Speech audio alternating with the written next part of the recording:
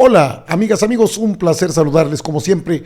Fíjense usted, la decisión de la Suprema Corte de Justicia de la Nación respecto al tema de la ley de la industria eléctrica, la LIE, ¿qué definieron los ministros? ¿Por qué los contratos de autoabasto ya no van a funcionar como quisieran? Bueno, es un tema que se antoja complejo para entenderlo, pero no es del todo imposible. Le he tratado de explicar que la ley de la industria eléctrica aprobada en 2021 y que se inconformaron legisladores del PRI, PAN, PRD y MC en contra de esta ley de la industria eléctrica, pues fue definido por la Suprema Corte de Justicia de la Nación como constitucional. ¿Qué es lo que pasó? Ahora, ¿cómo los sistemas de autoabasto realmente estaban o están de forma ilegal, operan como los grandes ganadores de contratos mañosos, leoninos, que son una especie de fogaproa de los empresarios y que especialistas en la materia explican en un programa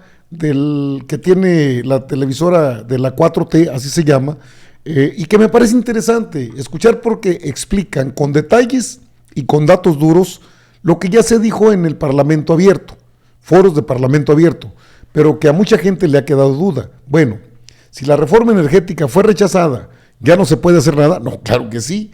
Desde luego que se puede hacer. Le tengo preparada esta información porque mire que es interesante. Los nombres no le van a sonar mucho. Uno es Víctor Aramburu y el otro es Filipo Ocadiz. Son dos personas que opinan ahora sí que con autoridad respecto a un tema que debe ser ampliamente informado, que ya lo ha sido, pero que no está de más conocer por qué es importante que el Poder Judicial, en este caso la Presidencia de la República, tenga de su lado la decisión de la Suprema Corte de Justicia de la Nación. Y ahí es donde entra en juego el gran trabajo que hicieron los ministros y ministras, pues sí, los más liberales, los que no le dieron la razón a los empresarios. Es un programa, le digo, de la Cuarta Transformación y se lo presento aquí para que usted esté, desde luego, bien informada. Cheque usted. Lo que se votó ayer en realidad era la inconstitucionalidad de la ley que le denominan, obviamente, desde la oposición, la ley Bartlett, que no es una ley Bartlett, en realidad es la ley que les impide seguir haciendo jugosos negocios a costa del pueblo. O sea, lo que se determinó ayer es que la ley que se aprobó el año pasado, en 2021, y que por supuesto los partidos políticos de oposición, algunos gobiernos y también algunas instituciones llevaron a la Suprema Corte de Justicia para tratarla de hacer inconstitucional. No obtuvieron la cantidad de votos suficientes como para hacerla inconstitucional. Simplemente lo que pasó es que 4 ministros decidieron no otorgar esta parte y por lo tanto no se obtuvo la mayoría de 8 ministros para que esta ley se hiciera anticonstitucional. ¿Qué fue lo principal de esta ley? Pues algo muy simple.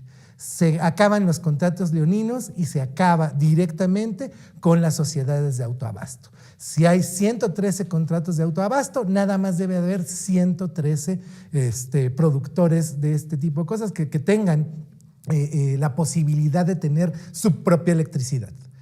Lo que pasaba en realidad es que un montón de empresas, entre ellos por supuesto el Oxxo y todo lo que nos han venido diciendo, pues tenían la oportunidad de vía una generadora de autoabasto, podían comprarle la luz a precios muchísimo más bajos que lo que paga cualquier ciudadano. Esto fue en esencia lo que pasó. Lo que estaba en juego era una cantidad infame de dinero que saqueaban del erario, porque, bueno, pues todo esto, por supuesto, el pagar menos por el costo de la electricidad, pues por supuesto se trasladaba a los consumidores finales, a los consumidores pequeños, y teníamos muchos casos de gente que tenía un foco y tenía un recibo de 10,000 pesos. A muy grandes rasgos, esto fue lo que pasó ayer en la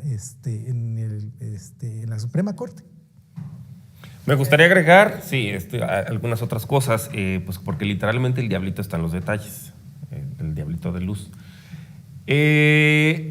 La reforma del Pacto contra México tenía un orden de despacho a la hora de hacer las subastas, ¿no?, de electricidad, que en principio suena lógico, pero cuando las cosas ya no suenan lógicas, pues más bien suenan a metálico, ¿no? Entonces uno ve el orden de despacho y pues entran primero, bueno, la nuclear, porque básicamente no se puede apagar, ¿no? O sea, esa siempre va a estar, ¿no?, la única planta nuclear que tenemos que está ahí en Laguna Verde. Pero después entraban, bueno, la eólica y la solar, lo cual, pues en principio suena lógico, porque pues esto se basa en el costo marginal, es decir, en el precio del insumo. Y pues hasta ahora, pues el sol y el viento son gratis, ¿no? Entonces, pues tienen un costo estrictamente cero o cercano a cero. Eso pues suena lógico. De hecho, pues ya encontraron finalmente la manera de privatizar al sol y al viento. Pero pues si tú les pagas costo cero, evidentemente nadie tendría incentivos a poner un aerogenerador o poner las celdas fotovoltaicas para generar electricidad. Entonces se les paga con lo cual, con la siguiente que haga, pues que ya en el mercado, ¿no? Básicamente que satisfaga la demanda. Pues lo lógico, uno pensaría, bueno, pues deberían seguir las hidroeléctricas, pero no, ahí es donde está el diablito. Entran las de gas. Y como ustedes saben, pues el precio del gas, particularmente pues en una contingencia como la ahorita, en una guerra, ¿no? Que está involucrado Rusia, que es uno de los principales productores de gas del mundo, pues se ha incrementado sustancialmente. Y entonces, pues a estos generadores privados de energía eólica y de energía fotovoltaica les pagan a precio de gas, no les pagan a precio de hidroeléctrica. Y más en una circunstancia como esta, pues están inflando de dinero. Y ese gas, además, es importado de Estados Unidos. Poco es realmente el que proviene de fuentes mexicanas, particularmente con las plantas de ciclo combinado que están, bueno, hay alrededor de la República, pero hay algunas están en el norte, ¿no? Principalmente. Entonces, pues a la hora que entran a la subasta, los generadores de energía eólica y energía solar, que en principio está bien, o sea, que haya ese tipo de energía, pero tampoco te pases si no esperes que te lo pague a precio de gas en vez de pagártelo a precio de hidroeléctrica. Eso por un lado, ¿no? Y luego, pues entran los de gas antes de que entren las hidroeléctricas, y de ahí que las hidroeléctricas pues están paradas, y es finalmente una infraestructura que ya pagamos los mexicanos, ¿no? Durante mucho tiempo, y que además pues puede generar paradójicamente más emisiones de carbono. Digo, esto es lógico, si alguien ha dejado agua estancada, pues empieza a oler mal, es básicamente metano, o sea, ese es pues un gas de efecto invernadero. Entonces lo que nos conviene es que esa agua esté fluyendo, no que esté ahí estancada, y que además ha generado inundaciones. Esa es primero una. Otra ya la explicó Filippo, que efectivamente tiene que ver con esta ficción legal de las sociedades de autoabasto. Digo, en principio, si uno lo piensa, pues es lógico, ¿no? A ver, si tú tienes una empresa que a lo mejor, digamos, hace pan, porque pues además es la clásica, pues vas a necesitar gas para hacer ese pan, y si te sobra gas, pues a lo mejor lo puedes utilizar para generar tu propia electricidad. Hasta ahí suena bien, ¿no? Pero ¿qué pasa cuando de repente pues tienes unos parques eólicos en la Rumorosa, en la Ventosa, y pues tienes tiendas a lo largo del país, ¿no? de diversos tipos? Pues la electricidad es un fluido. Entonces lo que busca es, como el agua, pues es el camino más corto. Entonces si tú tienes aerogeneradores en la Ventosa, pues van a electrificar a Salina Cruz, no se van a ir a las 130,000 tiendas que tienes por todas partes de la República. O sea, esas se autoabastecen pues con la generadora que esté más cercana. Y además utilizan pues otra infraestructura que nosotros también ya pagamos de manera gratuita, ¿no? Que en este caso pues son esas torres gigantes que vemos en cualquier cantidad de avenidas que se llaman las torres de transmisión, y también las más chiquitas, las subestaciones que tenemos aquí para distribución hacia los hogares, pues prácticamente a un costo bajísimo. Entonces esa es otra tranza, ¿no? Entonces ya vimos que hay pues tres, o sea, una por medio de la generación y en las subastas. Otra que utilizan la infraestructura pues a un costo muy bajo, si no es que es prácticamente cero. Y claro que tiene un costo, ¿no? O sea, el costo de mantenimiento de las subestaciones, de todas estas torres, del tendido eléctrico que tenemos acá, ajá, exactamente. Pues, y eso no lo pagan, por otra parte. Y pues la ficción legal de las sociedades de autoabasto, que además CFE, digo, insisto, o sea, está bien que existan estas energías renovables, pero pues cuando no hay sol, o sea, básicamente en la noche, pues hay que prender la caldera de gas, y entonces es la infraestructura de respaldo que también se les paga, pues para cuando no pueden generar, o cuando no hay viento, pues también tiene que entrar la caldera de gas, y es una infraestructura que pues finalmente pues estamos pagando todos, ¿no? O sea, es un negociazo por donde lo veas, ¿no? Sí. Está lleno de diablitos. Sí, vamos a ir a un corte. No olviden seguirnos en nuestra... Bueno, usted acaba de escucha cómo estos especialistas hablan con propiedad del tema. Este es el gran problema al que se enfrenta el gobierno federal, que ya dijo el presidente: no señores, las sociedades de autoabasto ya no son legales. Así lo declaró la Suprema Corte de Justicia de la Nación. Es decir, ya privatizaron el sol, en la energía solar y privatizaron el aire por la energía eólica. Lo que no dicen es que realmente, pues cuando no pueden operar porque es de noche, entra la Comisión Federal de Electricidad y eso no les cuesta. No dicen, por ejemplo, de que las llamadas sociedades de autoabasto son legales en tanto paguen lo que verdaderamente consumen. La planta allá en Pesquería Nuevo León de Iberdrola, pues se quejan los empresarios de que les sale 40, 50% más caro. Es que no la pagaban, por eso pues ya se canceló el primer contrato y vienen otros.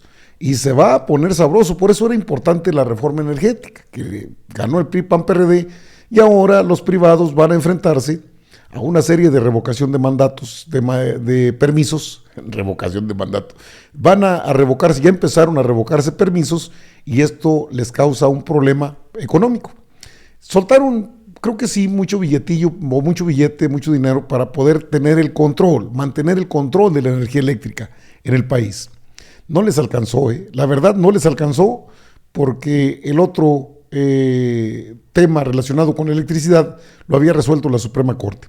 Para dimensionar el impacto que tuvo estos cuatro integrantes, 4 ministras, 2 ministras y 2 ministros de la Suprema Corte de Justicia de la Nación, el impacto que tiene es positivo por donde lo vea. El gran problema es que no se ha socializado este quehacer de la Suprema Corte de Justicia de la Nación, que no solamente resolvió que es constitucional por 7 votos en contra y 4 a favor, sino que además también la Comisión Federal de Competencia Económica quiso meter las manos y también le dijeron no es su competencia. Y luego el estado de Colima, bueno, pues cuántos amparos, cuántos recursos de inconstitucionalidad. En el fondo es el recurso, que quieren mantener los privilegios que ya no se les permiten. Ni modo. Esta reforma eléctrica les daba así el 46%, la reforma energética que batearon en la Cámara de Diputados. Entonces el triunfo que pudo haber obtenido, o que obtuvo, mejor dicho, el PRI, PAN y PRD y Movimiento Ciudadano, pues creo que les está empezando a cobrar factura no la Presidencia de la República, no la Comisión Federal de Electricidad, sino la Ley de la Industria Eléctrica, que quizás pensaron podrían bajar a través de impugnaciones o declaraciones de inconstitucionalidad. No contaron con que hay ministras y ministros, pues que quizás estos no le entran en eso de arreglos en lo oscurito o cañonazos en lo oscurito. Afortunadamente para el país, bajo esas condiciones opera hoy la Comisión Federal de Electricidad. Por eso es importante este tipo de opiniones, porque nos detallan qué fue lo que pasó y por qué es importante que los ministros y ministras hayan votado así, al menos no darle el carácter de inconstitucionalidad a una ley de la industria eléctrica que hoy por hoy puede y da opción a la Comisión Federal de Electricidad, a la Secretaría de Energía, a la Comisión Reguladora de Energía, de cancelar contratos. Iberdrola ya pegó de gritos. No tarda en salir en él. Y no tarda en salir Repsol. Pues a todos los van a poner en el orden correcto. El despacho de energía lo define la Comisión Reguladora de Energía, la CRE, a través de la Comisión de la Secretaría de Energía, la CENER, a cargo de Rocío Nale. ¿Sí le queda claro? Interesante explicación. Amigas, amigos, están informados. Yo regreso con más información.